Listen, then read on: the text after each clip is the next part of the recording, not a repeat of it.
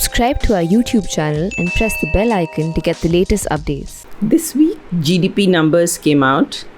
They were slightly better than we thought they would be. So we expected an 8% contraction in the economy, but last year we got a 7.3% contraction. What we also saw very interestingly was that towards the fourth quarter, things had started improving. So let's now try and look at what had started happening in the fourth quarter. What happened when the second wave of COVID struck, and what are we seeing as the latest signs? So we're seeing some signs in high frequency data of an improvement, but of course, whether that improvement continues for the year or not will depend on COVID and how we tackle the COVID crisis and how we get out of the lockdown. So let's just first start with the data.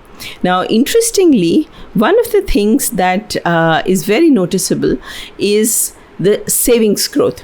So in the first quarter of the year, so I'm talking about the last financial year, the first quarter means the April to June quarter when, we had the first lockdown, the first wave of COVID and the lockdown along with it. In that period, there was a very sharp increase in financial savings. Financial savings as a ratio of GDP in that quarter went up to 21%. Actually, many of you have asked me a very interesting question.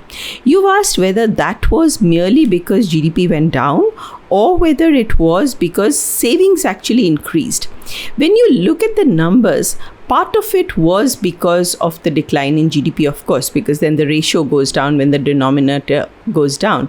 But it is also very interesting that actual financial savings went up, which means that people had money and they had incomes. The incomes did not go down immediately while they continued to save. So savings went up to 8.1 trillion. And you compare that to the same quarter in the previous year, to 2019-20, when savings were, of household financial savings, were 3.8 trillion. It might be, there might be a valid question. Why is it that financial savings increased at a time when, you had this sudden stoppage of activity? Now, I think a lot of that had to do with the fact that the high income earners, and they're really the ones who save, are the ones whose jobs, who did not lose their jobs immediately. So they did have incomes. Now, when you look, and so they saved. They were unable to go out, they were unable to access markets, and financial savings went up. Now, you look at what happened after that. From the period from July onwards, so July to September, the second quarter, you get something very interesting. In the second quarter, savings went down. They fell to 4.9 trillion. Now, part of what was happening was, of course, lower incomes, but a part of what was happening was also higher consumption. So as people got out of the lockdown, a lot of the expenditure that had been, they had been sticking only to essential expenditure, they also started doing discretionary expenditure, whether it's travels, whether it's weddings, whether it is restaurants. And with that, consumption demand improved and savings declined. In the second wave, we began in a period when things were improving. So the fourth quarter was showing signs of recovery, and then we were hit by the second wave of COVID. In this second wave, we are finding that initially, right up till the middle of May at least, things started looking really bad. The unemployment numbers were bad. Purchasing Managers Index was bad, and consumer sentiment as well as consumer demand, of which we're seeing a lot of those numbers come, whether it's FMCG, whether it's autos, a lot of that demand declined. But just after May, we are seeing some signs of an improvement. So, for example, we are seeing a slight drop in the unemployment rate, or rather an increase in the employment rate. We are seeing power generation numbers go up a little. Traffic emissions, mobility, migrant workers coming back, an improvement in exports. And all of this put together suggests that if the virus remains under control, then we will be able to see an economic recovery. At the same time, in terms of policy,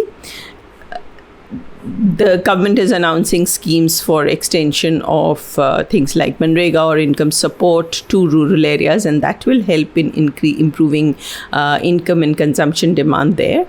Also, the RBI will give some credit support and have credit measures that will help some companies. But overall, while those will have some effect, the biggest effect, the largest effect is going to come from vaccination. What we are seeing in other countries is that whenever they have been very careful in opening up, while they are vaccinating their population, they have been able to recover. So we need to be very, very cautious that we should not remove lockdowns prematurely. It is very tempting, every state government, local governments, because this lockdown is all across the country by many governments. Whenever you have, you're seeing economic distress, and if with that you start removing lockdowns completely. So I'm not in favor of lockdowns remaining like nothing allowed and no activity and all shops shut. Yet, to a certain extent, very slowly, without allowing, say, big gatherings, without allowing a lot of social and economic activity that could actually spread the virus, and with people also following COVID appropriate behavior, as we vaccinate the population, if we are very cautious, then the signs are that with COVID going down, we should be able to start seeing these early signs of recovery pick up even further and go forward. Of course, all this, it goes without saying that whether we have a third wave, whether we are able to, control the virus will be absolutely critical in any of these decisions. Now, as far as the detailed numbers are concerned, some of those are down in the link below in my column with Radhika Pandey. In that, we've also given links to some of the other data which we are seeing as for signs of recovery. So please do send in your questions on Tuesday in the Prince New program Ask Ila, and I'll be happy to take questions on this and on other issues. And thank you for watching.